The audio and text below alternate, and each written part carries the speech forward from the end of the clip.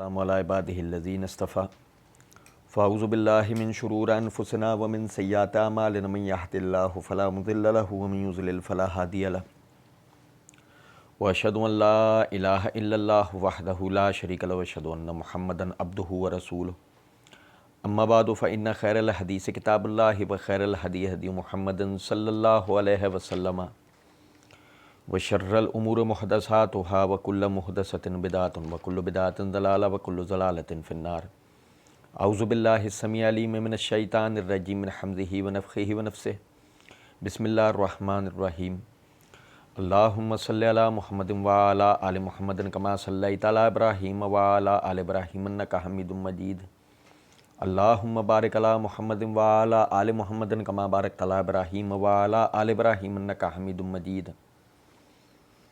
رب اشرح لی صدری ویسر لی امری واحلل عقدۃ من لسانی یفقہوا قولی رب زدنی علما۔ اللہ تعالیٰ کے فضل و کرم سے نماز کے اندر ہاتھ باندھنے کے حوالے سے مرزا انجینئر نے جو دھوکے بازیاں کی ہیں اور 23 مارچ 2016 میں جو کلپ اس حوالے سے اس نے اپلوڈ کروایا اپنے آفیشیل چینل سے، سنی اور شیعہ کی نماز کے طریقے میں کوئی فرق نہیں ہے سوائے حنفی بھائیوں کے طریقے کے۔ اس عنوان کے ساتھ اس نے کوشش یہ کی کہ وہ نماز میں ہاتھ لٹکانا جو ہے وہ ثابت کرے، اور جس سے وہ جن لوگوں کو فائدہ پہنچانا چاہ رہا تھا اور جن لوگوں کے نظریات وہ اہل سنت میں داخل کرنا چاہ رہا تھا وہ تو آپ اچھی طریقے سے سمجھتے ہی ہیں۔ لیکن اللہ تعالیٰ کی دی ہوئی توفیق سے پچھلی 2 ویڈیوز کے اندر ہم نے تفصیل سے مرزا کی ایک ایک بات کا جواب پڑھا، اور انشاءاللہ اسی تسلسل سے ہم شروع کریں گے۔ مرزا جی نے بات یعنی جہاں تک ہم نے پڑھا تھا، مرزا جی کہتے ہیں کہ سب سے زیادہ مجھے غصہ آتا ہے حدیثوں کے اوپر۔ پھر مرزا جی نے اس کی وجہ بتائی۔ پھر مرزا جی کہتے ہیں اور گستاخانہ عبارتوں میں مجھے سب سے زیادہ غصہ آتا ہے بریلویوں دیوبندیوں پہ۔ پھر مرزا صاحب نے اس کی وجہ بتائی۔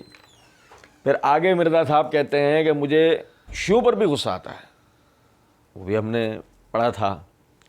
پھر آگے مرزا جی کہتے ہیں تو ساروں کا معاملہ ہے، مجھے غصہ جو ہے کسی ایک کے اوپر نہیں ہوتا۔ میں نے توجہ دلائی تھی، ایسا آدمی ذہنی مریض ہوتا ہے جسے ہر ایک کے اوپر غصہ آ رہا، یہ صحت مند آدمی کی علامت نہیں ہے۔ لیکن بہرحال وہ کہتے ہیں وہ کہتے ہیں جس کی دم پہ پاؤں پڑتا ہے،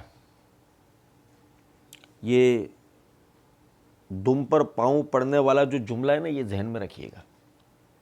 مرزا صاحب اور مرزا صاحب کے جو حواریین ہیں وہ یہ کہہ رہے ہوتے ہیں کہ آپ انتہائی بدتمیزی سے مرزا صاحب سے بات کرتے ہیں، تو ہم کہتے ہیں وہ جو ادب کا اعلیٰ نمونہ آپ نے جہلم اکیڈمی میں بٹھا رکھا ہے نا، جو دماغ کے کیڑے نکال رہا ہوتا ہے، کیا کہتا ہے؟ میں ان کا کیڑا نکال دوں گا۔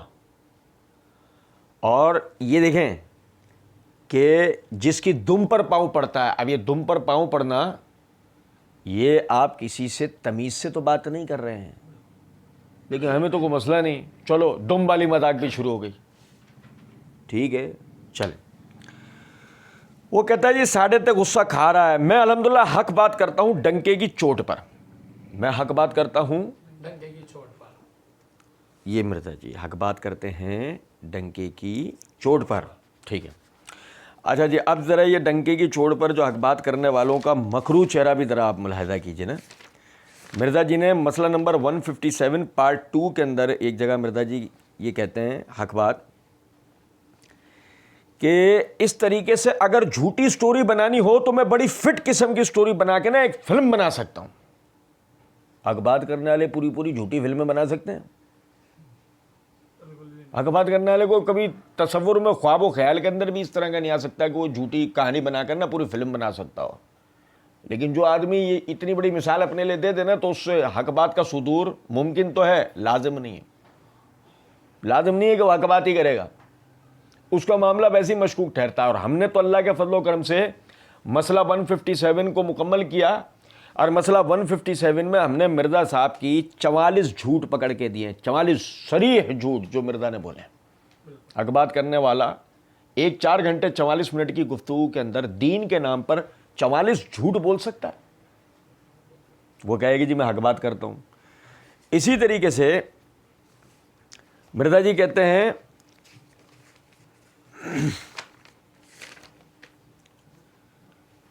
مسئلہ نمبر 157 پارٹ 2 میں ایک جگہ کہتے ہیں تو میں ہیلے سکھا رہا ہوں ان کو، میں ہیلے سکھا رہا ہوں ان کو۔ اب ہیلے سکھانے والا حق بات تو نہیں کرتا، لوگوں کو وہ ہیلے سکھائے گا؟ حق بات کرنے والا، حق بات کرنے والا تو سیدھی بات کرتا ہے، حق بات پہ عمل کی طرف توجہ دلاتا ہے، حق بات سے بھاگنے کے ہیلے تھوڑی سکھاتا ہے۔ کہتے ہیں علمی اختلاف کریں، گالی گلوچ نہ کریں، علمی اختلاف کریں، گالی گلوچ نہ کریں۔ کسی کو گدھا یا کتا کہنا مرزا صاحب کی لغت میں انشاءاللہ گالی تو نہیں ہوگی نا؟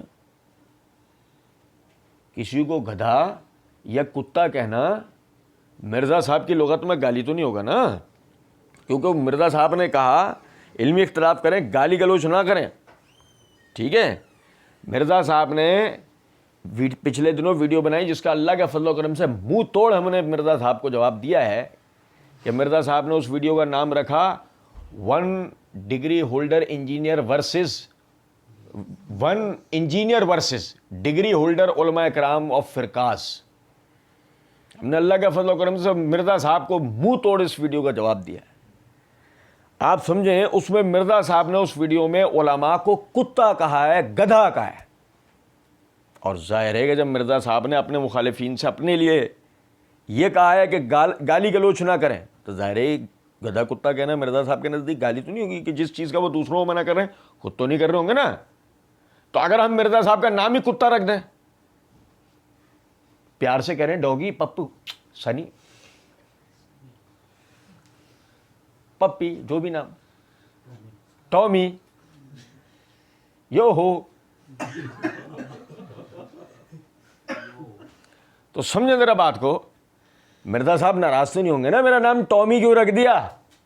ایک بات ہے، کیونکہ مرزا صاحب نے کہا گالی گلوچ نہ کریں، ہم بھی نہیں کر رہے، کتے، کیونکہ یہ تو گالی گلوچ نہیں، آپ نے کہا ہے، علماء کے لیے یہ لفظ آپ نے استعمال کیا ہے، عامی لوگوں کے لیے بھی استعمال کیا تو چلو غصے میں آ گیا، عوام پہ غصہ نکل پہ، تم تو باعزت باشرف لوگوں کو تم نے نہیں چھوڑا، اپنے لیے تم کرو، ہمیں کوئی گالی نہ دے، چلو معاف کر دیتے ہیں۔ کہتے ہیں اور آپ دیکھیں الحمدللہ میرے خلاف جتنی ویڈیوز چڑھی ہوئی ہیں نا، آپ دیکھیں نا کسی نے کوئی آیت حدیث نہیں پیش کی ہوئی ہے۔ مرزا صاحب کو سننے والوں کو میں دعوت فکر دے رہا ہوں، 966 دلائل ہم نے قرآن اور حدیث سے دیے ہیں اللہ کے فضل و کرم سے، 150 سے اوپر گھنٹوں میں ہم نے مرزا صاحب کے مسئلہ 157 کا جواب دیا ہے، اور 966 سے اوپر اس میں ہم نے دلائل قرآن اور احادیث سے دیے ہیں، جن میں سے کسی ایک کا جواب آج 2 سال گزرنے کو آتا ہے، مرزا صاحب کی پوری ضروریت میں جرت نہیں ہے کہ اس کا جواب دے سکتے ہو۔ جب مرزا صاحب نے یہ بات کی نا میرے خلاف جتنی ویڈیوز چڑھی ہوئی نا، آپ دیکھیں نا کسی نے کوئی آیت حدیث پیش نہیں کی ہوئی ہے، تو کوئی پوچھے ہوئے فراڈ آدمی تو نے کیا پیش کیا اس میں؟ قرآن اور حدیث کے اندر تحریفات کر کے اگر کوئی آدمی کہے جی میں قرآن اور حدیث بیان کر رہا ہوں، تو آپ سمجھیں ذرا اس بات کو، اس طرح تو کوئی شخص بھی کر سکتا ہے، اس طرح تو پھر ابلیس بھی کر سکتا ہے، تو کیا کریں پھر؟ ابلیس کو بھی جو ہے وہ تمہاری طرح ایک اسکالر مان لیں۔ کہتے ہیں مرزا صاحب اپنے لیے بتا رہے ہیں کہ وہ لوگ کہتے ہیں یہ گمراہ ہو چکا ہے، اس کو ایران کی فنڈنگ ہوتی ہے، اس سے سعودی عرب سے فنڈنگ ہوتی ہے۔ سعودی عرب سے فنڈنگ ہوتی ہے یہ تو کبھی کسی نے نہیں بولا، یہ کبھی کسی اہل تشیع میں سے بھی کسی نے نہیں بولا کہ مرزا کو فنڈنگ ہوتی ہے سعودیہ سے، کسی بریلوی، کسی دیوبندی، کسی اہل حدیث نے آج تک نہیں بولا۔ ہاں سب یہ بولتے ہیں ایران سے فنڈنگ ہوتی ہے۔ کہاں سے ہوتی ہے؟ ایران سے۔ اور مرزا صاحب جو ہے نا، مرزا صاحب کے حواری جتنے بھی ہیں اس کے اوپر ان کو مطلب ایسی جگہ سے مرچیں لگتی ہیں، نام لو تو وضو ٹوٹ جائے گا، نہیں سمجھے؟ یہاں سے لے کے وہاں تک جو ہے ان کو مرزا صاحب کو مرچیں لگ جاتی ہیں جب یہاں کریں ایران۔ کہتے ہیں یہ کسی مدرسے کا نہیں پڑھا ہوا، او خدا دے بندو پڑھی لکھی گل کرو، لوگ گھاس نہیں سی کھاندے، تسی گھاس کھاندے ہو نا، لوگ گھاس نہیں کھاندے، لوگاں نو اللہ تعالیٰ الحمدللہ لوگوں کی عقلیں. اچھا یہ کسی مدرسے کا پڑھا ہوا نہیں ہے. او خدا دے بندو پڑھی لکھی گل کرو, لوگ گھاس نہیں کھاندے. ہاں لوگ گھاس نہیں, بالکل صحیح, لوگ گھاس نہیں کھاندے. یہ وہ تھا جب مرزا صاحب مدرسے کے پڑھے ہوئے نہیں تھے. لیکن اب دیکھیں ذرا مرزا صاحب کا مکروہ چہرہ ذرا ملاحظہ کیجئے گا آپ. مرزا صاحب کہتے ہیں مسئلہ نمبر 157 پارٹ 1 کے اندر ابتدا کے اندر ہی مرزا جی نے جو ہے یہ بات کی ہے بطور خاص عوام الناس کے لیے شاہ جی کہ جنہیں احادیث کے صحیح یا ضعیف ہونے کی پہچان نہیں ہوتی جب تک ان کی رہنمائی کوئی دوسرا نہ کر دے. وہ کہتے ہیں بیچاروں کو, اور وہ اتنے للو پنجو ہیں کہ ان کو پتہ ہی نہیں چلتا کہ صحیح اور ضعیف کیا ہے. لوگ گھاس نہیں کھاندے, لوگ للو پنجو ہیں. سمجھے؟ یہ نہیں سمجھے؟ یہ مرزا ہے, منافقت کا دوسرا نام مرزا انجینئر ہے. سنیں ذرا بات کو. اور اسی طریقے سے آپ دیکھیں مسئلہ نمبر 157 کے اندر ہی پارٹ 1 کے اندر مرزا جی کہتے ہیں تفسیر قرآن لیکچر نمبر 312 سورہ حدید کی تفسیر کے دوران مرزا صاحب کہتے ہیں آج کے کمزور مسلمان کو آپ بینیفٹ آف ڈاؤٹ دے سکتے ہیں کہ اس کو پتہ نہیں, اس کو تو جو ٹوٹا پھوٹا دین پہنچا. لوگ گھاس نہیں کھاندے, لوگانو عقل ہے, نہیں سمجھے؟ لیکن یہاں مسلمان بیچارے ٹوٹے پھوٹے دین پوچھے ہوئے غریب, کوئی بھی انہیں یعنی کوئی بھی اس کا بینیفٹ آف ڈاؤٹ دے سکتا. اور چھڑے چھوڑیں, میرا موسٹ فیوریٹ مرزا صاحب نے مسئلہ نمبر 157 میں پارٹ 2 میں کہتے ہیں مرزا صاحب عوام کلا نام عوام چوپایوں کی مانند ہے. عوام تو پیدا ہی دوزخ کے لیے ہوئی ہے نا اکثریت.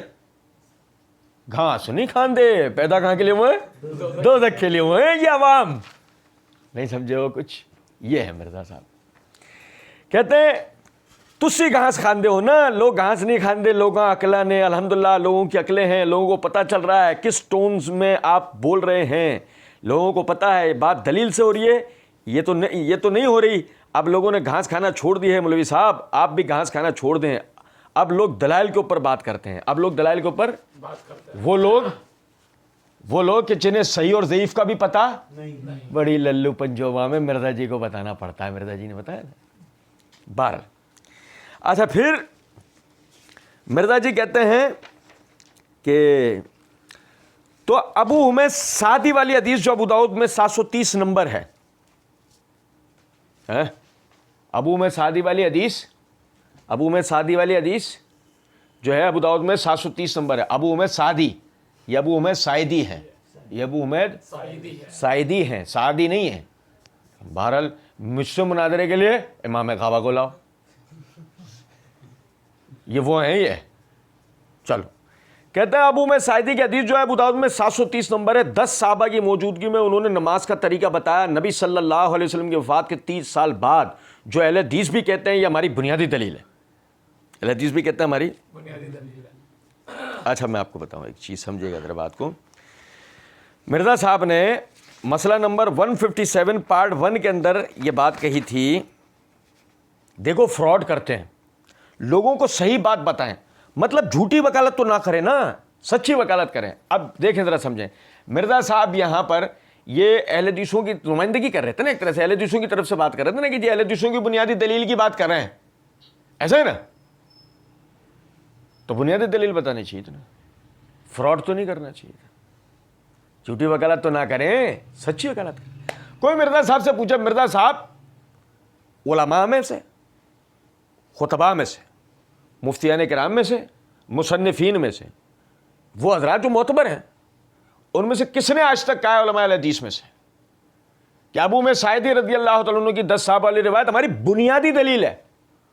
وہ اگر کسی نے نہیں کہا ہو, سمجھے ہو مرزا صاحب کیا کرنا چاہ رہے ہیں؟ چونا لگا رہے ہیں مرزا صاحب. کچھ بات آ رہی ہے سمجھ میں؟ نہیں, چلیں.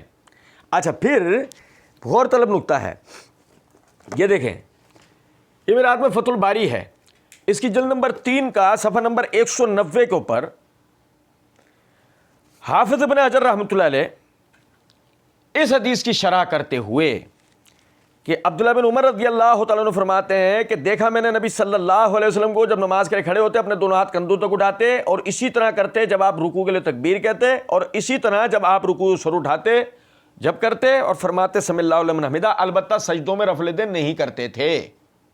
اس حدیث کی تفسیر کرتے ہوئے، شرح کرتے ہوئے حافظ ابن حجر رحمۃ اللہ علیہ کہتے ہیں وَنَقَلَ الْبُخَارِ أَقْوَى حَدِيثِ ابن عمر فی هذا الباب عن شیخ علی بن المدینی، اور امام بخاری نے اس حدیث کے تحت اس باب میں اپنے استاد علی بن مدینی رحمۃ اللہ علیہ کا یہ قول نقل کیا ہے حق علی المسلمین ان یرفعوا ایدیہم عند الرکوع ورفع منہ لحدیث ابن عمر ھذا،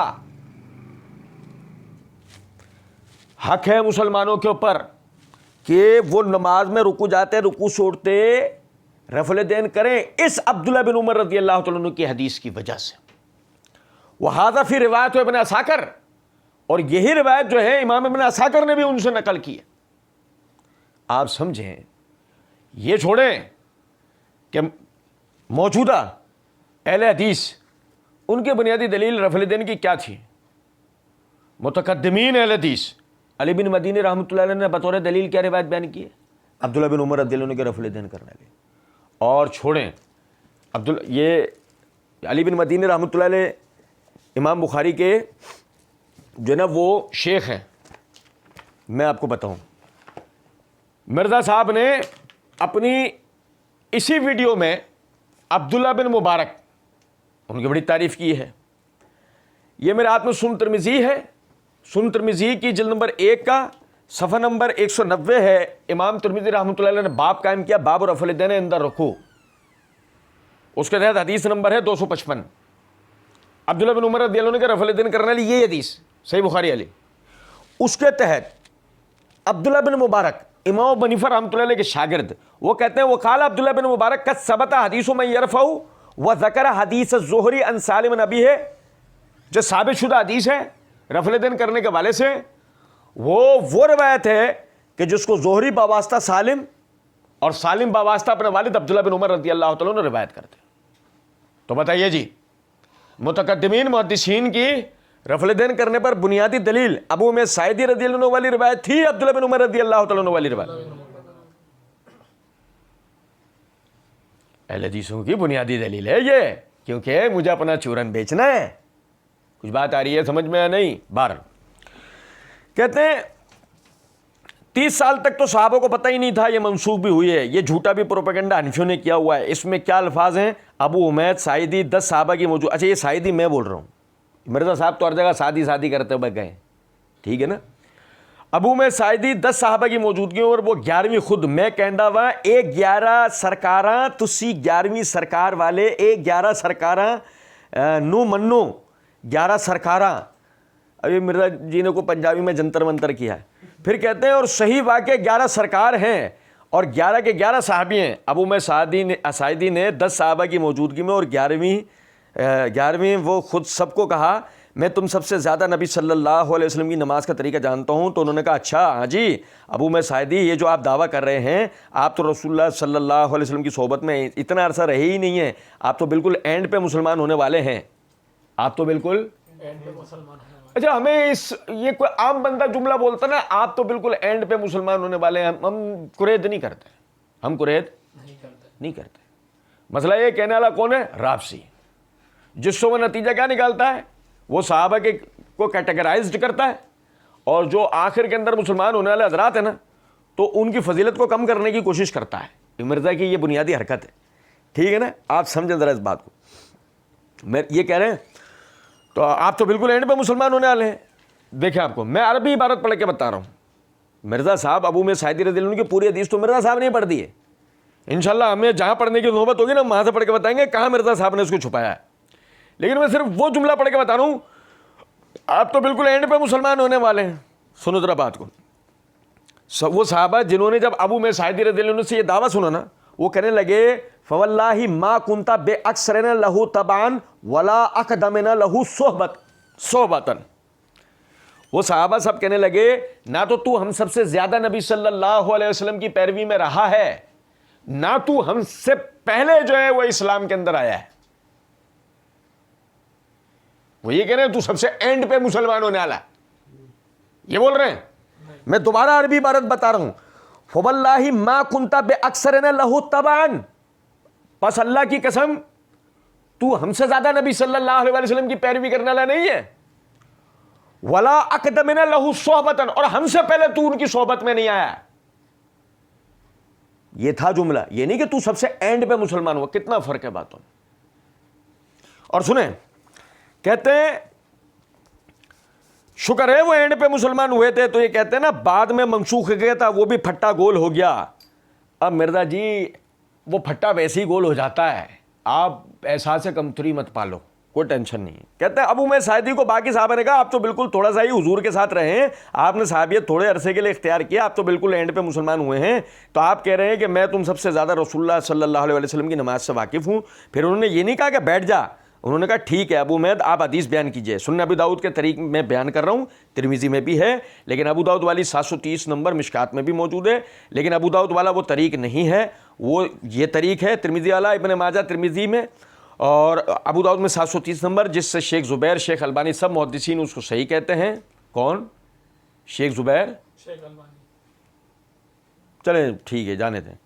کہتے ہیں حسن صحیح، کہتے ہیں خالی حسن نہیں، حسن صحیح، خالی حسن نہیں، حسن صحیح. اچھا، کوئی مرزا صاحب سے پوچھو مرزا صاحب یہ جو ویڈیو ہے مرزا صاحب کی، one engineer versus degree holder علماء و فرقاز، اس کے اندر طلب العلم فریضۃ علی کل مسلم والی حدیث مرزا صاحب نے یہ کہہ کے نقل کی ہے کہ اس کی سند پر کلام ہے، اس کی سند پر مگر اسے تلقی بالقبول حاصل ہے. کہاں تو تم اپنا مطلب پورا کرنے کے لیے ضعیف سندوں کو بھی بطور دلیل سنا، تو کہاں تم یہ حسن نہیں صرف حسن صحیح کہا ہے. تو جو انہوں نے اس روایت کو ضعیف کہا تھا اس پہ بھروسہ کر کے چپ ہو جاتے، خاموش آتے نہیں. وہاں کہاں گئے؟ ایک اضافی بات بتا رہا ہوں آپ بھائیوں. کہتے ہیں ابو امید کہتے ہیں کہ جی نبی صلی اللہ علیہ وسلم، اچھا ان صحابہ نے کہا آپ نماز کا طریقہ بیان کیجئے. انہوں نے کہا سنو، پھر نبی صلی اللہ علیہ وسلم جب نماز شروع کرتے تو اپنے دونوں ہاتھ کندھوں تک اٹھاتے، کندھوں سے مراد ہتھیلیاں کندھوں کے برابر، انگلیاں کانوں کی سیدھ میں. یہ کانوں تک بھی اسی کو کہتے ہیں، کندھوں تک بھی اس کو کہتے ہیں. میں نے رفع الدین والا لیکچر دیا، مسئلہ 70B میں بتایا ہے. تو آپ صلی اللہ علیہ وسلم جب نماز کا ارادہ کرتے ہیں، اچھا اب جب کوئی بندہ نماز کا ارادہ کرنے آئے گا تو وہ کیا ہاتھ باندھے ہوئے کھڑا ہوگا؟ جادوگر اکٹھے ہو رہے ہیں، رسیاں ادھر وہ رسیاں پھینکی جا رہی ہیں. ابھی دیکھنا ذرا، یہ دیکھو، یہ دیکھنا، یہ دیکھیں آپ قدیم ایرانی علم کلام، ایرانی علم کلام ملاحظہ کریں آپ ذرا، دیکھیے گا ذرا بات. اچھا اب جب کوئی بندہ نماز کے لیے ارادہ کرنے آئے گا تو وہ کیا ہاتھ باندھے ہوئے کھڑا ہوگا؟ وہ تو نارمل حالت میں کھڑا ہوگا نا، یہ ارسال الیدین کر کے. نہیں سمجھے؟ اچھا، تو جب نماز کا ارادہ کرتے تو اپنے دونوں ہاتھ کندھوں تک اٹھاتے، اس کے بعد ہر ہڈی اپنی جگہ پر آ جاتی واپس. ہر ہڈی اپنی جگہ پر کہاں پر واپس آئے گی؟ جہاں سے سٹارٹ لیا تھا، جہاں سے اس نے، یعنی ہاتھ چھوڑ دیے. سمجھے؟ سنو ذرا بات کو، پہلے تو اس کو ادھر فٹ کر لیں. یہاں سے ہر ہڈی اپنی جگہ پر کہاں پر واپس آئے گی؟ جہاں سے اسٹارٹ لیا تھا، جہاں سے اسٹارٹ لیا تھا. اور بھائی سمجھ گئے ہو؟ جہاں سے اسٹارٹ لیا تھا، اس کو ذہن میں رکھنا، اسٹارٹ لیا تھا. اچھا، کہتے ہیں یعنی ہاتھ چھوڑ دیے، ادھر سے کھڑے کیے، ادھر سے کھڑے کیے، ادھر ہی چھوڑ دیا. یہ بات سمجھے نہیں؟ اچھا، تو جی کہتے ہیں ہر ہڈی اپنی جگہ پر آ جاتی. تو آپ صلی اللہ علیہ وسلم سورہ فاتحہ پڑھتے، باقی چیزیں ساتھ پڑھتے، پھر اس کے بعد جب رکوع کے لیے جھکنے لگتے تو پھر اپنے دونوں ہاتھ کندھوں تک اٹھاتے، پھر رکوع میں جاتے. اچھا، یہ جو نا پھر سورہ فاتحہ پڑھتے پھر باقی صورتیں پڑھتے، یہ ابو داؤد کی روایت میں نہیں ہے، نہ ترمذی میں، نہ ابن ماجہ میں، نہ مشکات میں، کسی کتاب میں نہیں. یہ مرزا صاحب نے روایت میں خود گھسیڑ دیا ہے. سمجھے ہیں بات کو یا نہیں؟ یہ روایت میں الفاظ نہیں ہیں، یہ مرزا صاحب نے خود گھسیڑ دیے ہیں اس میں. اچھا چلو، اب ایک نقطے کی آپ کو بات بتاتا ہوں، آپ ذرا سمجھیں. دیکھو رسیاں صاف بن رہی تھی نا، ابھی تمہیں دوبارہ سے رسیاں نظر آنا شروع ہو جائیں گی، دیکھنا. ابتدا میں مرزا صاحب نے پتہ ہے کیا کہا ہے؟ ابتدا میں مرزا صاحب نے یہ بات کی ہے نبی صلی اللہ علیہ وسلم سے بھی ایسی حدیثیں ملتی ہیں کہ جن سے ارسال الیدین ثابت ہوتا ہے. سن ذرا بات کو. لیکن کوئی اصول محدثین پر ثابت نہیں ہے, کوئی اصول محدثین پر ثابت نہیں ہے. اچھا اب سمجھیں ذرا اس بات کو کہ اگر نبی صلی اللہ علیہ وسلم سے نماز لٹکانا سندن ثابت نہیں ہوتا اور ابو امید ساعدی کی ابو داؤد والی روایت حسن صحیح والی ہوتی تو مرزا صاحب سب سے پہلے تو بتا ایک روایت ہے وہ میں پڑھ کے سناؤں گا, سمجھے نہیں. لیکن اصل میں وہاں سے مرزا صاحب کہانی کو اسٹارٹ لے کے چلے تھے. مرزا صاحب نے ایرانی علم کلام آگے بیان کرنا تھا. ذرا سمجھے بات کو. پبلک آہستہ آہستہ نا عبداللہ بن زبیر رضی اللہ عنہ کا کال سنتے سنتے دماغ بناتی بناتی یہاں تک آئے. جب یہاں ہے کہ نا جہاں پر میں کروں گا کاروائی, اگر میں نے شروع کے اندر کہہ دیا تو شروع میں تو وہی ہے کہ عبداللہ بن زبیر رضی اللہ عنہ کا صرف سیدھا ابو میں ساعدی رضی اللہ عنہ کا سیدھا سیدھا اگر میں روایت پڑھ دیتا ہوں تو سامنے لگے ہر ہڈی اپنے مقام پر. نہیں, اس سے یہ مسئلہ حل ہوگا نہیں. اب میری بات سمجھیں. چلے ٹھیک ہے, ابھی آگے دیکھیں. ہر ہڈی اپنے آپ کیا ہوا بھائی جہاں سے اسٹارٹ لیا تھا. اچھا کہتے ہیں پھر رکوع میں جاتے, پھر رکوع سے اٹھاتے, پھر دونوں ہاتھ کندھوں تک اٹھاتے, پھر ہر ہڈی اپنے جگہ پر آ جاتی. پھر اس کے بعد وہ کہتے ہیں رکوع میں جو ہے وہ اپنے دونوں ہاتھ گھٹنوں پر رکھتے, سجدے کرتے ہوئے اپنے دونوں ہاتھ کانوں کی سیدھ میں رکھتے اور سر کو اس کے درمیان میں رکھتے. تشہد میں بیٹھتے ہوئے دایاں ہاتھ جو ہے وہ دائیں زانوں پہ, بایاں بائیں زانوں پہ رکھتے اور پھر یہ انگلی کا اشارہ کرتے. یعنی پورا نماز کا طریقہ ان کے ہاتھوں کی وہ پوزیشن گھومتا ہے. پھر سیدھے کھڑے ہوتے, نماز شروع کرتے, پھر ہر ہڈی اپنی جگہ پر واپس آ جاتی. اچھا اس طریقے سے وہ بیان کرتے ہیں. جب اینڈ پہ وہ بیان کرتے ہیں اینڈ پہ تورک بتاتے ہیں. تورک جب آخری رکعت ہوگی, چاہے 2 والی ہو یا 4 والی ہو, تورک ہوگا. آخری رکعت میں تورک ہوگا تو انہوں نے وہ 4 رکعتوں والا بتایا تورک کرتے ہیں. تو پھر اینڈ پہ سلام پھیرتے ہیں. تو صحابہ نے کہا کہ اللہ کی قسم نبی صلی اللہ علیہ وسلم اسی طرح نماز پڑھا کرتے تھے. اب یہاں ہوا کیا ہے, مرزا جی یہاں پہ جان بوجھ کر روایت کا ایک حصہ چھوڑ گئے. روایت کا ایک حصہ مرزا جی چھوڑ گئے جو مرزا صاحب کی موت تھا. مرزا صاحب کا جو یہ ایرانی علم کلام تھا نا, اس استدلال کی اس علم کلام کی موت تھا وہ حصہ. لیکن چلے وہ ہم پڑھیں گے, پہلے ذرا یہ سنیے گا. مرزا صاحب کہتے ہیں تو صحابہ نے کہا اللہ کی قسم نبی صلی اللہ علیہ وسلم اسی طرح نماز پڑھا کرتے تھے. 30 سال کے بعد یعنی رفع الیدین منسوخ نہیں ہوا. اچھا 10 کے 10 صحابہ نے کسی نے نہیں کہا کہ حضرت تسی مین رکن چھوڑ دیتا کہ جب نبی صلی اللہ علیہ وسلم جب نماز شروع کرتے تو دایاں ہاتھ بائیں پر رکھتے. وہ ہر جگہ بتا رہے ہیں کہ رکوع میں کہتے ہیں گھٹنوں پہ رکھتے, یہ بالکل جو ہے ہاتھ سیدھے ہو جاتے, کمر سیدھی ہو جاتی, جو ہے تشہد میں ہاتھ رانوں پہ رکھتے, ایک ایک ہاتھ کا اشارہ بتا رہے ہیں. اور سب سے بڑا اشارہ انہوں نے اسکپ کر دیا ہے. چلو انہوں نے اسکپ کر دیا, باقی لوگ بھی تو کہتے ہیں او بھائی انہوں نے باندھا ہی نہیں تھا. اب مرزا جی کہہ رہے ہو بھائی انہوں نے باندھا ہی نہیں تھا, ہاتھ انہوں نے باندھا ہی نہیں تھا. یہ ہے اصل بات, ارسال الیدین ہی انہوں نے کیا تھا. کیونکہ اس میں کیا الفاظ ہیں کہ جب نبی صلی اللہ علیہ وسلم نماز شروع کرنے کا ارادہ کرتے تو آپ صلی اللہ علیہ وسلم اپنے دونوں ہاتھوں کو کندھوں تک بلند کرتے, پھر ہڈی اپنی جگہ پر آ جاتی. اپنی جگہ کہاں آنی, جہاں سے سٹارٹ کیا ہے. تو نماز ہم یہاں سے سٹارٹ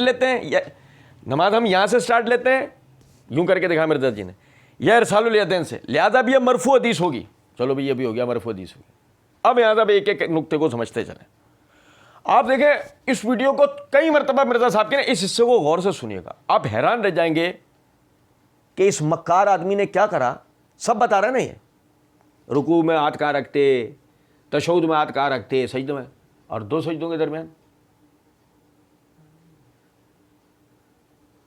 2 سجدوں کے درمیان. کیونکہ مسئلہ یہ ہے کہ جب سجدہ کر کے اٹھتے تو کیفیت کیا ہوتی تھی. جب سجدہ کر کے اٹھتے تو کیفیت کیا ہوتی تھی. کیونکہ مرزا جی اگر وہ پڑھ کے سنا دیتے نا تو جو علم کلام مرزا جی نے شروع میں بیان کرا اس کی موت واقع ہو جاتی ہے. اور وہ کیا ہے, یہ میرے ہاتھ میں ابو داؤد ہے, جلد نمبر 1 ہے, صفحہ نمبر 382 ہے. امام ابو داؤد نے کتاب الصلاۃ میں باب و افتتاح الصلاۃ کے تحت یہ جو مرزا صاحب نے حدیث بیان کری یہ حدیث ہے. اور الفاظ دیکھیں اس کے اندر کیا ہیں کہ وہ کہتے ہیں کہ جب نبی صلی اللہ علیہ وسلم تکبیر کہہ کر سجدے سر اٹھاتے ہیں تو بایاں پاؤں کو بچھا کر اس پر اتنی دیر تک بیٹھتے کہ ہر ایک ہڈی اپنی جگہ پر آ جاتی. ایک سجدے سے ایک سجدے سے جب نبی صلی اللہ علیہ وسلم سر اٹھا کر بیٹھتے تو اتنی دیر بیٹھتے کہ ہر ہڈی. اب میرا جو عرض کرنے کا مطلب ہے وہ کہ ثم یقول اللہ اکبر ویرفع راسہ ویثنی رجلہ الیسری فیقعد علیہ حتی یرجع کل عظم الی موضعہ. اگر حتی یرجع کل عظم الی موضعہ کا مطلب کہ ہر ہڈی اپنی جگہ پر آ جاتی سے مراد یہ ہے کہ ہاتھ لٹکانے ہیں. تو ذرا سمجھیں کہ جب آدمی مرزا صاحب سے کوئی جب مرزا صاحب ایک سجدہ کر کے جب آدمی اٹھے گا تو ہر ہڈی اپنی جگہ پر آ جانے کا مطلب کیا ہوگا؟ ہاتھ یہاں بھی لٹکنے چاہیے نا, یہاں بھی ایسے لٹک جانے چاہیے نا ہاتھ, ہر ہڈی اپنے مقام پہ آئے گی. اب اگر مرزا صاحب کہتے ہیں کہ نہیں, اس کا مطلب یہ نہیں ہوگا, بلکہ اس کا مطلب یہ ہوگا کہ دونوں ہاتھ اپنے رانوں پہ رکھے, جیسا کہ دوسری حدیث سے پتہ لگتا ہے. بالکل اسی طریقے سے ہم کہتے ہیں کہ قیام کے اندر ہر ہڈی اپنے مقام پہ آنے کا مطلب دوسری حدیث سے پتہ لگتا ہے, اذا کان قائما فی الصلاۃ قبض بیمینہ علی شمالہ, کہ نبی صلی اللہ علیہ وسلم جب بھی نماز میں قیام کرتے تھے دائیں ہاتھ کو اپنی ہڈی سمیت بائیں ہاتھ پر یعنی اس کی ہڈی پر رکھ لیتے تھے. یہ ہڈی کا مقام اس ہڈی کے مقام پر آ جاتا تھا. ہر ہڈی نماز کے اپنے مقام پر, ہر ہڈی نماز کے اپنے مقام پر یہ ہے. اب ہم کہہ رہے ہیں کہ نہیں مرزا صاحب آپ ایرانی علم کلام کہہ رہے نہیں ہمارا مانو, تو ہم تو تیار ہیں. تمہارے والے میں پھر یہ بتا دو کہ جب تکبیر کہہ کے سر اٹھاتے اور ہر ہڈی اپنے مقام پر آ جاتی, سجدے سے تکبیر کہہ کے سر اٹھاتے اور ہر ہڈی اپنے مقام پہ آ جاتی, تو پھر اس کا مطلب کیا لیا جائے گا؟ اور اس کے بعد اب ذرا آگے ملاحظہ کیجئے گا. یہ میرے ہاتھ میں معجم الکبیر ہے امام طبرانی کی, جلد نمبر 3 صفحہ نمبر 189 179 حدیث نمبر 4401 ہے. خلاد بن رافع انصاری وہ بیان کرتے ہیں اپنے باواسطہ اپنے والد باواسطہ رفاع بن رافع رضی اللہ تعالی عنہ سے, وہ کہتے ہیں ہم نبی صلی اللہ علیہ وسلم کے ساتھ بیٹھے ہوئے تھے. اس وقت ایک شخص انصار میں سے, جبکہ نبی صلی اللہ علیہ وسلم نماز سے فارغ ہو چکے تو وہ آیا اور اس نے نماز پڑھی. پھر وہ آیا آپ کی طرف, اس نے سلام کیا, آپ نے سلام کا جواب دیا اور کہا جا نماز پڑھ, تو نے نماز نہیں پڑھی ہے. اس نے کہا اے نبی صلی اللہ علیہ وسلم میں جو بہتر کوشش کر سکتا تھا کی, آپ میرے لیے واضح کر دیں. تو نبی صلی اللہ علیہ وسلم نے فرمایا جب تو نماز کے لیے کھڑا ہو تکبیر کہے اللہ کے نام کی, اس کے بعد تو قرات کر جو تجھے قرآن میں سے آسان ہو, جو تجھے قرآن میں سے آسان ہو. پھر اس کے بعد تو رکوع کر اور رکوع میں اپنے گھٹنے پکڑ لے. اب سنو ذرا غور سے, حتی یطمئن کل عظم منک, یہاں تک کہ تیری ہر ہڈی اطمینان میں آ جائے, یہاں تک کہ تیری ہر ہڈی. اب اس ایرانی علم کلام کے نتیجے میں ہم مرزا جی سے کہیں گے کہ آپ کے مطابق اس کے معنی یہ ہوں گے گھٹنا پکڑ کے ہاتھ لٹکا دے, گھٹنا پکڑ کے ہاتھ لٹکا دے, کیونکہ ہر ہڈی اپنے مقام, کیونکہ نماز میں جہاں سے سٹارٹ لیا تھا سٹارٹ میں تو ایسا آیا تھا. مرزا چوچو یہی تو علم, سنو نا یہ آپ دلیل دیکھیں نا, سٹارٹ میں تو ایسا آیا تھا. تو اب جب نبی صلی اللہ علیہ وسلم اس کو رکوع میں کہہ رہے ہیں رکوع میں گھٹنے پکڑ یہاں تک کہ ہر ہڈی تیرے مطمئن ہو جائے, تو پھر مطلب اس کا کیا, گھٹنے پکڑ اور چھوڑ دے, رکوع میں ایسے ہو جا, چوچو نہیں سمجھے. ثم اذا رفعت راسک فاعتدل حتى يرجع كل عظم منك, پھر جب تو رکوع سر اٹھائے سیدھا کھڑا ہو جائے یہاں تک کہ تیرے ہر ہڈی اطمینان میں آ جائے. ثم اذا سجدت فاطمئن حتى يعتدل كل عظم منك, اور جب تو سجدے میں چلا جائے تو سجدے میں اطمینان کر یہاں تک کہ تیری ہر ہڈی. اب سجدے میں کیا کرے گا مرزا صاحب والا سجدہ, یہ بڑا اور نہیں سمجھو بات کو, یہ ہے ایرانی علم کلام, مرزائی ایرانی جہلمی علم کلام, نقلی پھکی دے رہا ہوں, پھکی یہ تھی پھکی, یہ ہے ان کی علمیت ہے. دلیل دے رہو دلیل، اور ابھی آگے آپ سننا اس دلیل کے اوپر آپ، اور سنیں کہتے ہیں نبی صلی اللہ علیہ وسلم نے فرمایا ثم اذا رفعت راسک فاثبت حتى يرجع كل عظم الى موضعه، پھر جو رکوع سے اٹھا اور سیدھا کھڑا ہو جائے یہاں تک کہ اطمینان سے سر اٹھا لے. یعنی پوری حدیث بیان کرنے میں آگے آپ نے فرمایا ثم فمثل ذلك حتى تفرغ من صلاتك، اسی طرح اپنی پوری نماز میں تو کر یہاں تک کہ اپنی نماز سے فارغ ہو جائے. یہ پوری حدیث تھی. کل عظم حتى يرجع كل عظم الى موضعه کا مطلب ہر ہڈی اپنے مقام پہ آ جانے کا مطلب خدا نہ خواستہ نماز میں ہاتھ لٹکانا نہیں ہے، بلکہ متعین مقام پہ ہاتھ پہنچانا ہے، متعین مقام پہ ہاتھ پہنچانا ہے، جو کہ الحمدللہ احادیث طے کرتی ہیں. مرزا صاحب کہتے ہیں لہٰذا یہ مرفوع حدیث ہوگی. نہیں سمجھے ہو؟ ہم کہہ رہے ہیں مرزا جی ہمیں تو ابھی تک تمہارا اظہار بنی نظر آ رہا ہے، سانپ نظر آئے، کیونکہ تم کہہ کے آ چکے ہو کہ نبی صلی اللہ علیہ وسلم سے بھی ایسی حدیثیں ملتی ہیں لیکن کوئی اصول محدثین پر ثابت نہیں ہے. تو مرفوع کا تو شروع میں آپ انکار کر کے آئے کہ مرفوع تو آپ صلی اللہ علیہ وسلم سے ثابت نہیں ہے. اب اگر یہاں آپ مثال ہے ابو امیر ساعدی رضی اللہ عنہ کی حدیث کو مرفوع ہونے کی حیثیت سے اپنی دلیل بنا بھی لو تو جو شروع میں کیا وہ صحیح تھا یا یہ صحیح ہے یہ بھی تو بتانا پڑے گا نا. ہاں ہم نے تو بتایا اس سے مراد ہاتھ لٹکانا بن ہی نہیں سکتا، کسی طرح نہیں بن سکتا. کہتے ہیں 11 صحابہ سے آپ صلی اللہ علیہ وسلم ہاتھ چھوڑ کر نماز پڑھتے. اچھا اب یہ والا سننا، یہ والا سننا میرا موسٹ فیوریٹ.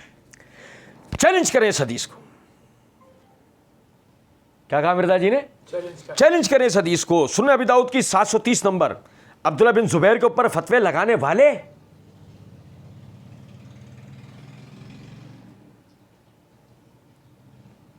یہ وہ مقام تھا خدا بے رک جائے بے اس کو کالی کافی لا کے پلاؤ، اس سمد بون اس کا نشہ اس کا ٹوٹ ہی نہیں. ابے کس نے لگا دیا عبداللہ بن زبیر پہ فتوا؟ گھروں میں جھگڑے کرانے والی کس نے کروا؟ کس نے لگایا عبداللہ بن زبیر رضی اللہ تعالیٰ عنہ پہ فتوا؟ وہ بک دیا عبداللہ بن زبیر. کس نے لگایا عبداللہ بن زبیر پہ فتوا؟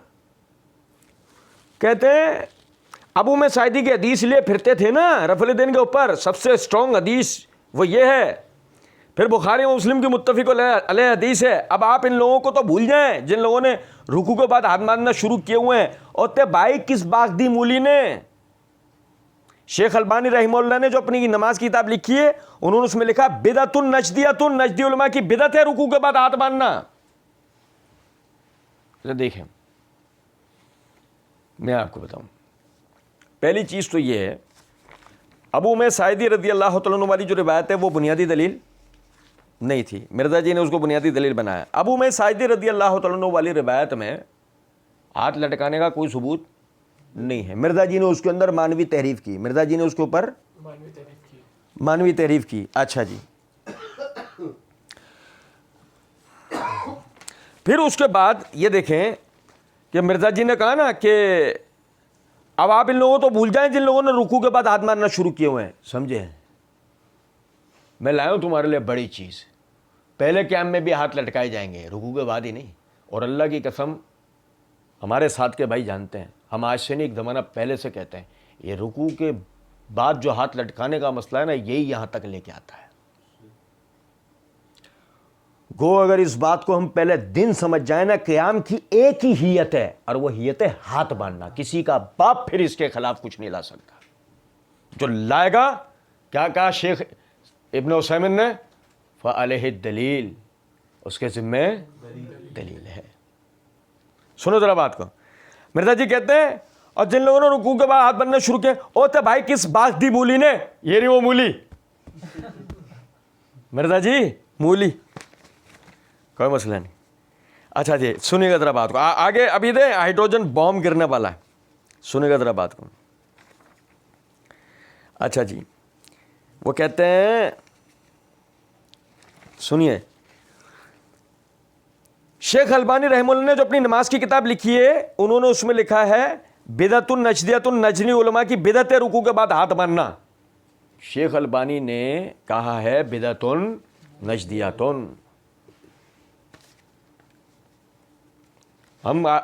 ہم ائمہ جرح و تعدیل میں سے نہیں ہیں، ہم جرح و تعدیل کے طلباء میں سے بھی نہیں ہیں، ہم تو محض علماء جرح و تعدیل سے نقل کرنے والے ہیں، وہ بھی علماء سے استفادہ کر کے۔ لیکن یقین کریں اگر کبھی اللہ نے موقع دیا نا جرح و تعدیل لکھنے میں، مرزا نے کیا کہا؟ بدعتن نجدیۃ۔ کبھی جرح و تعدیل کے اوپر ہم کبھی اللہ نے توفیق دی نا کچھ لکھنے کی، تب مرزا کے اوپر صرف ایک ہی جملہ لکھیں گے، کذاب فقط۔ فقط مرزا کیا ہے؟ فقط کذاب ہے، بس دوسری کوئی بات نہیں، ایک نمبر کا کذاب ہے۔ یہ دیکھیے گا، یہ صفت صلاۃ النبی ہے صلی اللہ علیہ وسلم، شیخ ناصر الدین البانی رحمہ اللہ کی۔ یہ ذرا ایک میں آپ کو زوم کر کے دکھا دیتا ہوں، ادھر دیکھیے گا، ٹھیک ہے؟ اچھا جی، میں یہ عبارت پڑھنے سے پہلے نا شیخ البانی والی میں آپ کو ایک پہلے شگوفہ بتانا چاہتا ہوں، وہ شگوفہ پہلے سنتے چلیں، شفیقہ کا، ہاں شفیقہ کا شگوفہ، یہ ضرور سنیں بھائی، یہ جہلم ارادہ ایسے ایسے کام کر جاتی ہے تو سننے والے تو بیچارے خود بھی مرزا نے کہا ہے نا کیا، جہنمی عوام۔ سنو، مرزا جی کہتے ہیں شیخ البانی رحمہ اللہ نے جو اپنی نماز کتاب لکھی ہے اس میں انہوں نے لکھا بدعت النجدیۃ، النجدی علماء کی بدعت ہے، رکوع کے بعد ہاتھ بننا۔ یہ شیخ البانی محدث اعظم سعودی عرب، انہوں نے یہ لکھا ہے، محدث اعظم اوہ۔ اور فارسی کی مثال ہے درو کورا حافظہ نباشت، جھوٹ بولنے والے کو اپنے حافظے کی پرواہ نہیں ہوتی کہ وہ تھوڑی دیر پہلے کیا کہہ چکا ہے۔ مرزا صاحب کچھ ہی منٹ پہلے مرزا صاحب نے رکوع کے بعد ہاتھ لٹکانا بھی سنت ہے کہ عنوان سے یہ کہا تھا کہ یہاں بھی کچھ مولوی میرے خلاف ہوئے، میں نے کہا اپنے مولوی کا فتویٰ پڑھو، شیخ عبدالعزیز بن عبداللہ بن باز مفتی اعظم سعودی عرب 66 سال تک رہے۔ وہاں مفتی اعظم کون تھے؟ اب مفتی اعظم کون ہے؟ سمجھے؟ اور اصل میں مفتی اعظم کون ہے؟ میں بتاؤں آپ کو، اصل مفتی اعظم بھی سنے ذرا کون ہے، اصل آدمی بھی آپ کو پتہ لگنا چاہیے، ٹھیک ہے نا؟ یہ دیکھیے ذرا میں آپ کو بتاتا ہوں۔ مرزا صاحب نے مسئلہ نمبر 157 پارٹ 1 کے اندر ایک جگہ کہتے ہیں، دور حاضر میں بہت بڑے محقق حدیث کی فیلڈ کے اندر پوری دنیا میں ان کو قدر کی نگاہ سے دیکھا جاتا ہے، شیخ محمد ناصر الدین البانی رحمہ اللہ تعالی المتوفی 1999 عیسوی، انہوں نے اس حدیث کو صحیح کہا ہے۔ اور ہمارے سب کانٹیننٹ میں انہی کے لیول کی بڑی پرسنالٹی اور بعض معاملات میں ان سے بھی بڑی پرسنالٹی شیخ حافظ دوبریلی زئی رحمہ اللہ تعالی علیہ، سب سے بڑے محقق سب کانٹیننٹ میں، ان سے بھی بڑے محقق بعض معاملات میں شیخ زبیر، ہاں۔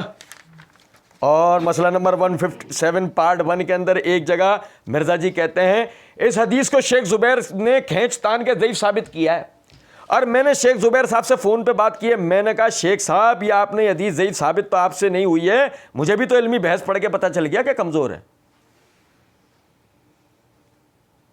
البانی سے بڑے شیخ زبیر، اور شیخ زبیر کی علمی بحث پڑھ کمزور ہے، صحیح نہیں لکھا آپ نے۔ بلکہ چلیں چھوڑیں آپ کو، میں اس سے بھی بڑی چیز مرزا صاحب کی آپ کو بتاتا ہوں، سنیں ذرا بات کو، آپ بھی کہیں گے کہ واہ کیا ہے یہ مرزا، سنیں ذرا بات کو۔ مرزا جی کہتے ہیں یہی اسی ویڈیو میں سنی شیعہ خلافات والی اسی ویڈیو میں کہتے ہیں اللہ تعالیٰ شیخ زبریلی زئی رحمہ اللہ کی غلطی معاف کرے، اور میں سمجھتا ہوں کہ ان کی حق گوئی جو ہے ان کی غلطیوں پہ بھاری تھی، لیکن یہ میں ان لوگوں کے لیے پھکی دے رہا ہوں جو مجھے کہتے ہیں میں شیخ زبیر کا اندھا مقلد ہوں، نعوذ باللہ، میں کسی کا مقلد نہیں ہوں، میں نے ان کی اور بھی غلطیاں پکڑی ہیں اور یہ بھی پکڑی ہے۔ مفتی اعظم ناصر الدین البانی ان سے بڑے، اور ان کی غلطیاں پکڑ ڈالے، لوگ مجھے آئیکن کہتے ہیں، کچھ سمجھ میں آئی سب سے بڑا مفتی کون نکل گیا اینڈ میں؟ اور اب اس پہ حکم کا اکا دے دوں، اور مرزا کی غلطیاں کون پکڑ رہا ہے؟ معذرت کے ساتھ یہ صرف اور صرف پتہ ہے کس لیے؟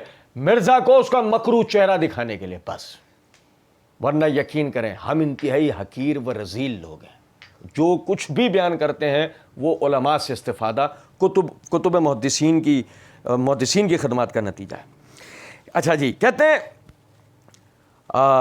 بدعۃ النجدیہ. محدث اعظم سعودی عرب انہوں نے لکھا ہے بدعۃ النجدیہ، رکوع کے بعد ہاتھ باندھنا. صحیح ہے؟ آپ ذرا دیکھیں، یہ شیخ البانی کی صفت الصلاۃ النبی کا میں نے آپ کو صفحہ، ہمارے پاس یہ کتاب نہیں ہے، ہم نے نیٹ سے ڈاؤن لوڈ کی ہے، اس کا مین ٹائٹل کا آپ کو صفحہ بتا. اب اس کے بعد یہ آگے صفحہ نمبر، یہ اس کا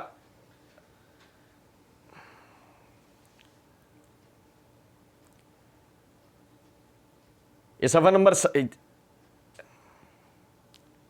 یہ 701 ہے، یہ دیکھ لیجیے گا.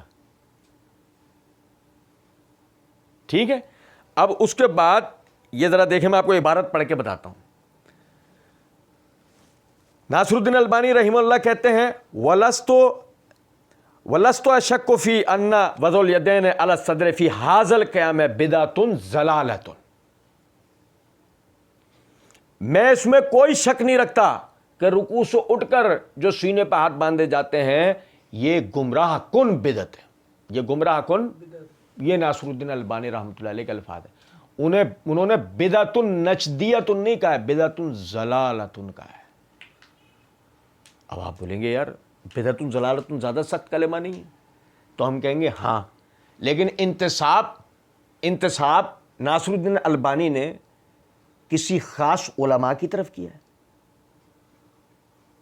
آپ میری بات نہیں سمجھے؟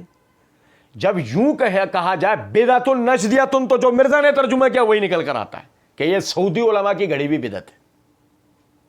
سمجھ گئے؟ لیکن جب وہ کہہ رہے بدعۃ ضلالۃ، انہوں نے کسی طبقے کی طرف منسوب کیا ہے کہ یہ بدعت انہوں نے گھڑی ہے.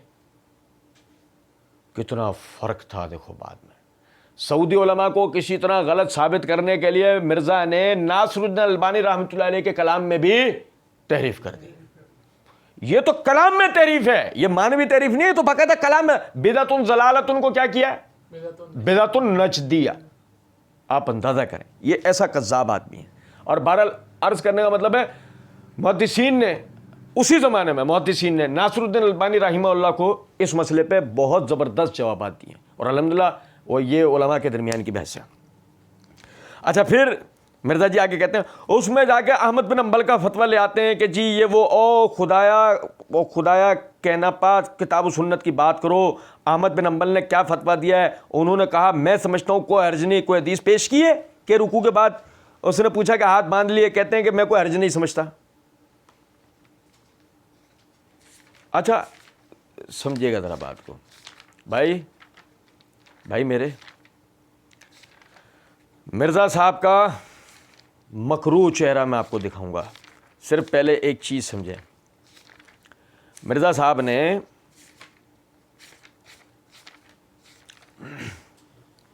دیکھیں ہوا کیا، کہتے ہیں وہ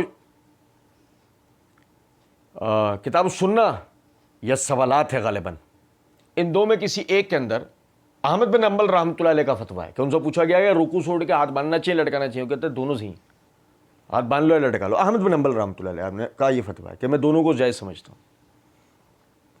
اس سے یہ صرف جو حضرات رکوع سے اٹھ کے ہاتھ باندھنے کے مسئلے کے اوپر بات کرتے ہیں نا، اس قول کو نقل کر کے صرف یہ تاثر دیتے ہیں یہ بدعت نہیں ہے، یہ بدعۃ النجدیہ نہیں ہے. احمد بن حنبل کہاں، علماء نجد کہاں؟ کچھ بات آپ سمجھ رہے ہیں؟ وہ یہ تاثر دیتے ہیں کہ یہ خدا نہ خواستہ کوئی آج کے علماء کی گھڑی ہوئی بدعت نہیں ہے، بلکہ ہمیشہ سے مسئلہ رہا ہے. ٹھیک ہے نا؟ تو وہ صرف احمد بن حنبل رحمۃ اللہ علیہ کا جو قول پڑھنے کا فتویٰ پڑھنے کا مطلب یہ ہوتا تھا. اب مرزا صاحب دیکھو تاثر کیا دے رہے ہیں مرزا صاحب، اور اس میں جا کے احمد بن حنبل کا فتویٰ لے آتے ہیں کہ جی یہ وہ خدایا کہنا پا کہنایا کتاب و سنت کی بات کرو. احمد بن حنبل نے کیا فتویٰ دیا ہے؟ انہوں نے کہا میں سمجھتا ہوں کوئی حرج نہیں. کوئی حدیث پیش کی ہے کہ رکوع کے بعد اس نے پوچھا کہ ہاتھ باندھ لیے، کہتے ہیں کہ میں کوئی حرج نہیں سمجھتا. تو بھائی احمد بن حنبل ہو یا امام ابو حنیفہ ہو، دونوں جو ہیں کتاب و سنت کے دلائل پہ پیش ہوں گے، ان کا فتویٰ ذاتی ہے، ہمارے لیے کوئی حجت تو نہیں ہے. بہترین.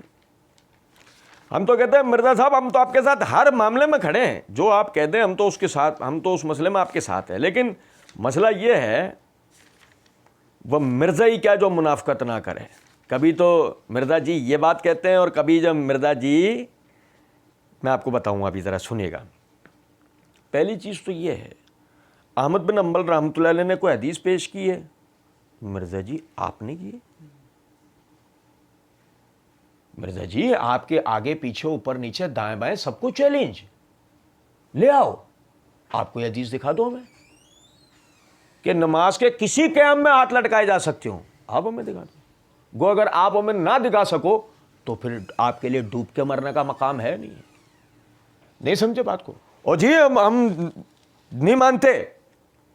اچھا جی, پھر کہتے ہیں احمد بن حنبل ہو یا امام ابو حنیفہ دونوں جو ہے کتاب و سنت کے دلائل پہ پیش ہوں گا, ان کا فتویٰ ذاتی ہے, ہمارے لیے کوئی حجت تو نہیں ہے. خدا کے لیے کتاب و سنت کے دلائل کی بات کریں, یہ والی باتیں چھوڑ دیں جو کہتے ہیں فلاں کا فتویٰ فلاں کا فتویٰ. لیکن اگر فلاں کا شعر ہو تو فلاں کا فتویٰ تو حجت نہیں, لیکن اگر فلاں کا شعر ہو تو, جبکہ کتاب و سنت کے دلائل نہ ہو. نہیں سمجھے ہیں کچھ بات؟ دیکھیں میں آپ کو بتاؤں. مرزا جی نے مسئلہ نمبر 157 پارٹ 1 کے اندر ایک جگہ پر یہ بات کہی ہے کہ امام شافعی کی طرف ایک دیوان الشافعی کے نام سے ایک دیوان منسوب ہے. ہم نے اللہ کا فضل و کرم اس کو اسنادی حیثیت پہ اس میں بحث کی ہے اس جگہ پہ جہاں اس کا جواب دیا. پھر وہ امام شافعی رحمۃ اللہ علیہ کی طرف جو نا ایک شعر منسوب ہے کچھ, ان کانا رفضن حب آل محمد فیشہد ایھا الثقلان انی رافضیون, اس طرح کر کے وہ شعر ہے, وہ امام شافعی کی طرف منسوب ہے. الحمدللہ ہم نے ثابت کیا ہے کہ امام شافعی سے یہ شعر ثابت نہیں ہے. لیکن اب میں آپ کو دکھاتا ہوں مرزا انجینئر کا مکروہ چہرہ. احمد بن حنبل یا ابو حنیفہ کا فتویٰ تو نہیں لیا جائے گا, انہیں کتاب و سنت کے دلائل پہ پیش کیا جائے گا. لیکن آپ دیکھیں دوسری طرف مرزا جی کہتے ہیں او بھائی یہ امام شافعی کا جو قول ہے نا یہ پھینکنے والا نہیں ہے, یہ پھینکنے والا نہیں ہے, یہ عکاسی کرتا ہے, یہ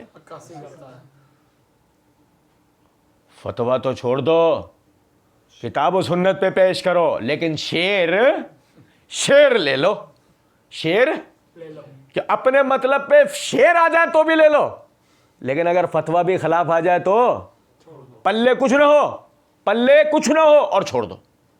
ہم بھی کہتے ہیں ہر اس شخص کا فتویٰ جو کتاب و سنت کے خلاف ہوگا وہ کتاب و سنت پہ پیش کیا جائے گا, کتاب و سنت کے خلاف ہوگا رد ہو جائے گا, کتاب و سنت کی پیروی ہوگی. لیکن مرزا جی تم پیش کرو گے کتاب و سنت پہ,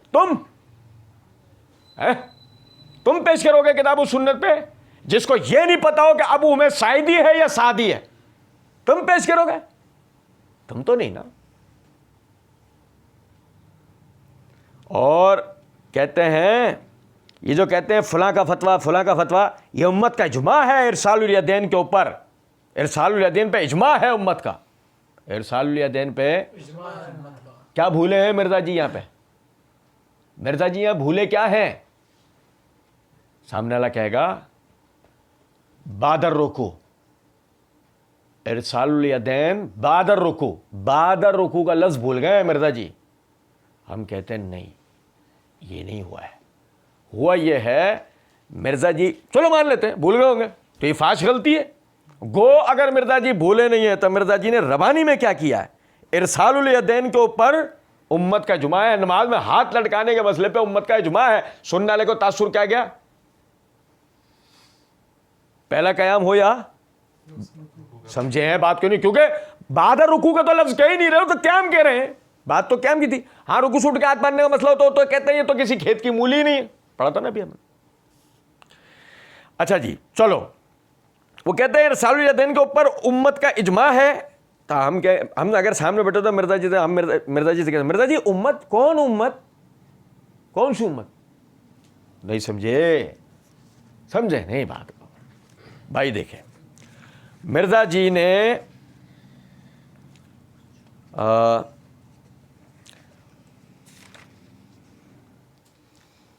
23 public question and answer and meeting of Sunday with engineer Mohammad Ali Mirza 26 दिसंबर 2021 वाले प्रोग्राम में मिर्जा जी ने एक जगह यह बात की है, यानी बरेलवी देवबंदियों का इस पे उनका दोनों का इजमा उम्मत है, उनकी उम्मतों का इजमा, यानी उम्मत मोहम्मदिया का नहीं।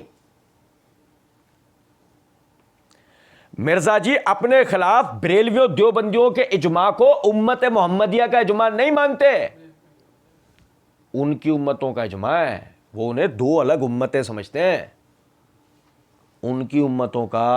और मैं आपको बता दूं, वीडियो है 26 दिसंबर 2021 की, आज से 1 महीना पहले की, कोई पुरानी बात भी नहीं है। मिर्जा जी ने बरेलवियों देवबंदियों को दो अलग उम्मत करार देके और उम्मत मोहम्मदिया को अलग गिन के मिर्जा जी ये कह रहे हैं कि ये इजमा उम्मत मोहम्मदिया का नहीं है। तो वो तो बहस अभी नहीं है, वो तो हमने वहां की अल्हम्दुलिल्लाह मिर्जा जी को जवाब देते हुए। लेकिन यहां पर हम ये बात कर रहे हैं,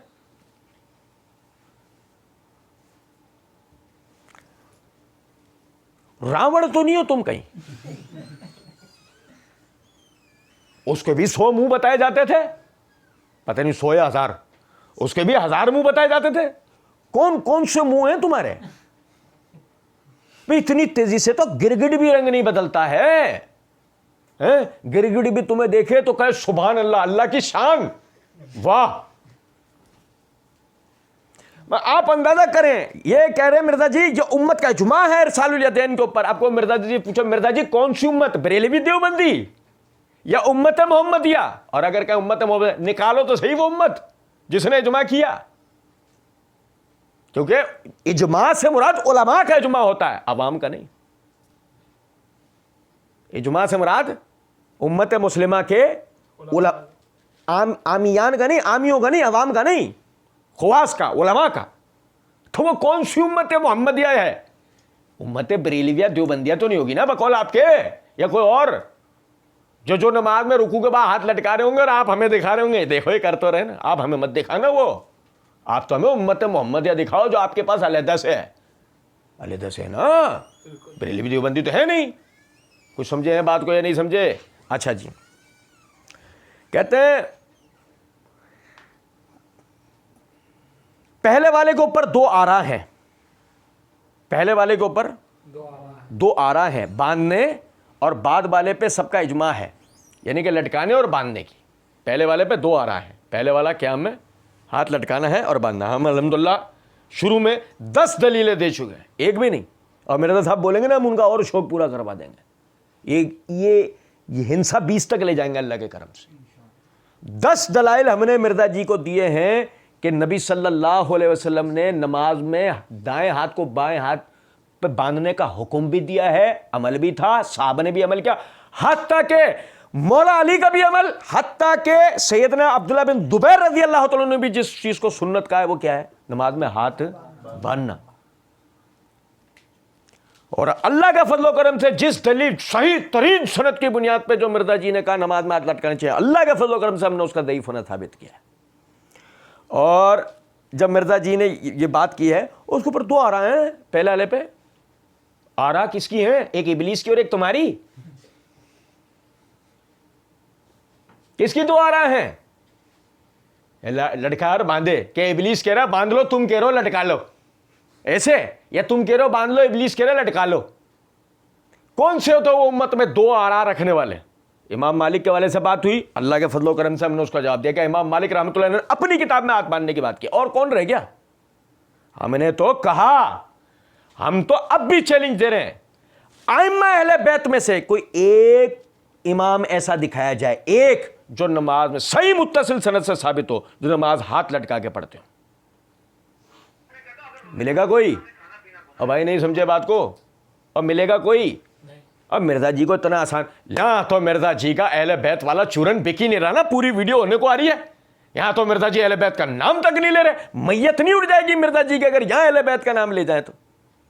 ये वही है जहां मिर्जा जी का चूरन बिक रहा हूं वहां अहले बैत, जहां मिर्जा जी का चूरन ना बिक रहा हो वहां मालिक बिन अश्तर नखई रदी अल्लाह ताला अन्हु अलैहिस्सलाम।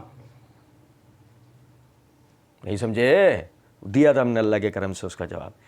मिर्जा जी कहते हैं और बाद वाले पे सबका इजमा, ये मेरा दावा है, ये मेरा दावा है, आप देख लें, अमली तबातुर मुसलमानों का है। مرزا جی یہ دعویٰ آپ کا وہیں ہے اندر, اور جیسی سامنے آپ بیٹھیں گے نا تو آپ کا یہ دعویٰ ختم. ہم لکھ کے دے سکتے ہیں, آپ یہ کہیں گے میں کہتا ہوں اس پہ امت کے اندر دو آ رہا ہے. آپ ہمارے سامنے بیٹھ کے جملہ نہیں بول سکتے کہ یہ میرا دعویٰ ہے, یہ ہم دعوے سے کہتے ہیں بات. آپ ہمارے سامنے بیٹھ کے جملہ یہ میرا دعویٰ ہے, سمجھے یا نہیں. کہتے ہیں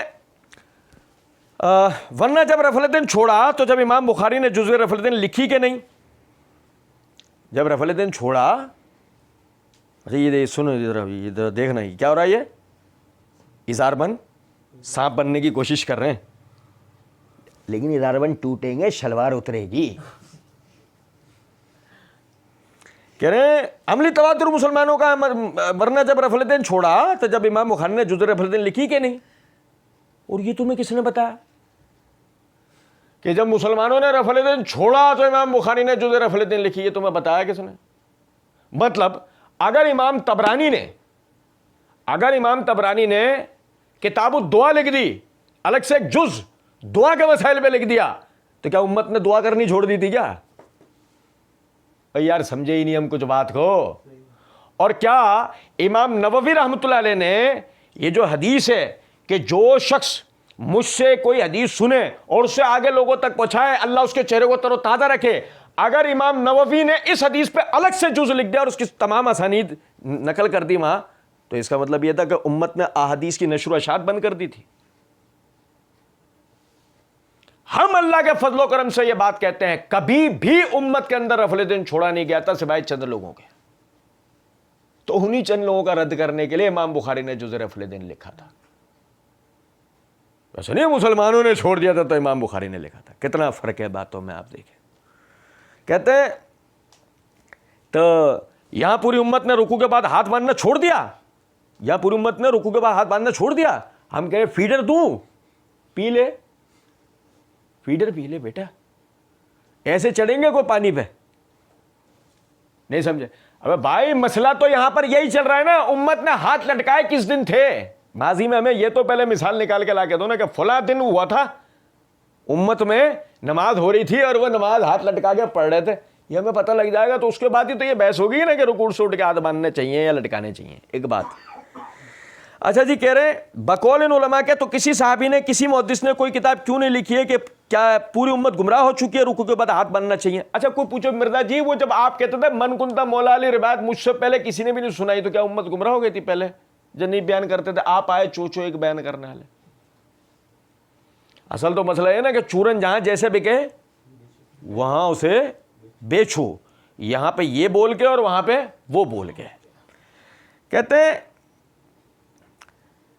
لوگوں نے کسی نے ہاں جب چھوڑی تو کتاب بھی آ گئی ہے. شیخ البانی نے کتاب لکھ دی ہے کہ یہ بدعت ہے. شیخ البانی نے کتاب رکوع سے اٹھ کے ہاتھ باندھنے پہ لکھی ہے. کیا آدمی ہے, انہوں نے صفت صلاۃ لکھی, اس میں اپنا موقف بیان کر دیا.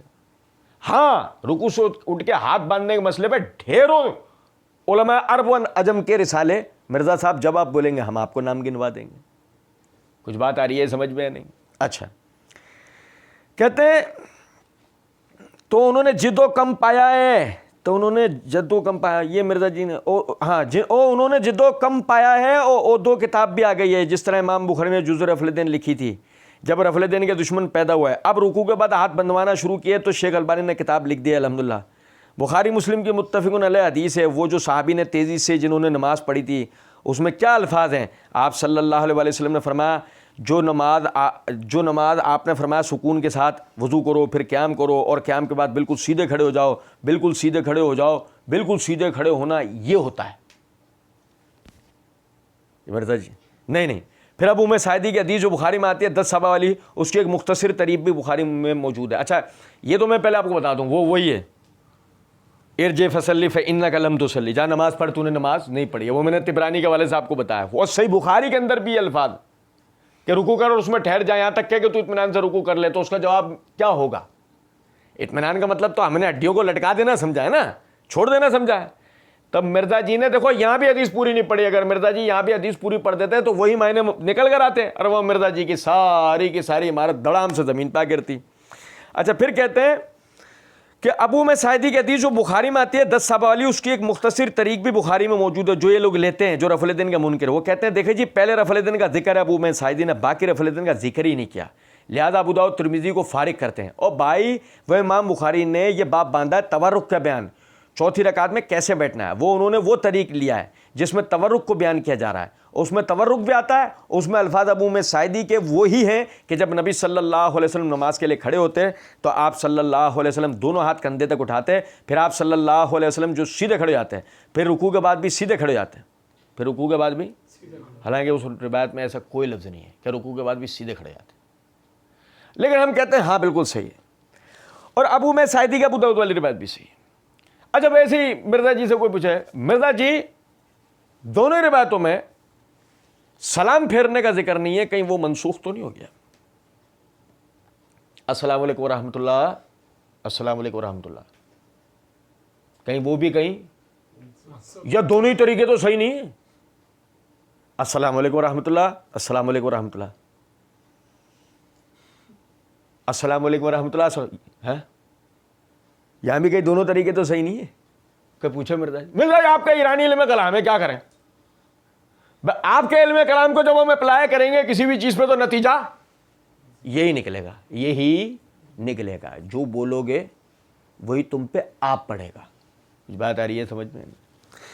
اچھا کہتے ہیں اس میں الفاظ ابو میں سعیدی کے وہی ہیں کہ جب نبی صلی اللہ علیہ وسلم نماز کے لیے کھڑے ہوتے تو آپ صلی اللہ علیہ وسلم دونوں ہاتھ کندھوں تک اٹھاتے، پھر آپ صلی اللہ علیہ وسلم جو سیدھے کھڑے جاتے، پھر رکوع کے بعد سیدھے کھڑے جاتے، اس میں بھی سیدھا یہی اشارہ ہے کہ ارسال الیدین کرتے تھے، لہٰذا ارسال الیدین بھی سنت ہے، وضع الیدین بھی سنت ہے، جس کو ہم اردو میں وضع الیدین کہیں گے، ہاتھوں کو باندھنا بھی، یہ دونوں طریقے سنت ہیں۔ اور تابعین کئی ہیں جو کرتے ہیں، مصنف ابن ابی شیبہ جو ہے الحمدللہ اس کا جو ہے ترجمہ اردو میں آ چکا ہے، اس میں آپ یہ پڑھ چکے ہیں، لہذا یہ معاملہ بھی میں نے بالکل کلیئر کر دیا، اور یہ جو رکوع کے بعد ہاتھ باندھنے والا مسئلہ ہے وہ بھی میں نے بالکل کلیئر کر دیا ہے۔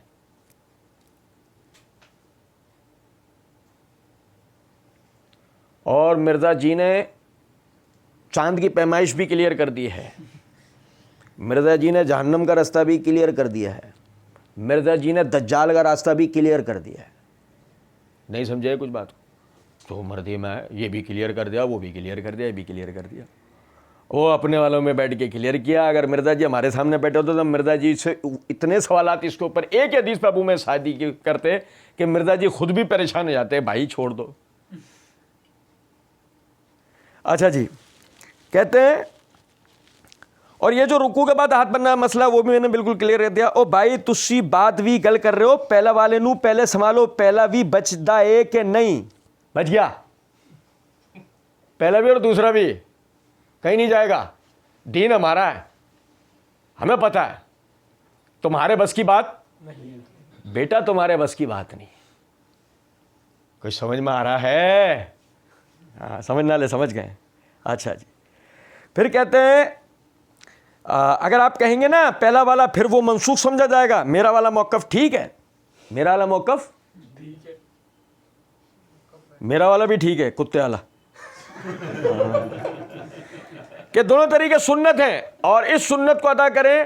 میں روزانہ الحمدللہ یہ سنت ادا کرتا ہوں، کئی بار میں نفل نمازوں میں ارسال الیدین کرتا ہوں، اور یہاں پھر یہ پھکی لے لیں۔ اور مرزا جی نے اپنے قضاء حاجت کا ذکر نہیں کر دیا، میں یہ بھی کرتا ہوں کہ پوچھے تو کیا کرتا ہے، اس سے بحث کیا ہے؟ بہرحال اچھا کہتے ہیں، اور یہاں یہ بھی پھکی لے لیں کہ دو سجدوں کے درمیان رفع الیدین بھی ثابت ہے، دو سجدوں کے درمیان رفع الیدین بھی، تو ہم تو شروع میں کہہ رہے تھے نا، یہاں صرف اور صرف اپنے پھپھی زاد بھائیوں کا راستہ کلیئر کیا جا رہا ہے، بس۔ سمجھ رہے ہیں بات کو یا نہیں؟ آج سنیں، چلیں اس مسئلے کو انشاءاللہ پھر اٹھا کے رکھیں آئندہ کے لیے، مختصر سا ایک کلپ بنے گا لیکن انشاءاللہ زبردست بنے گا، اللہ سمجھنا عمل کرنے کی توفیق دے، وما علینا الا البلاغ۔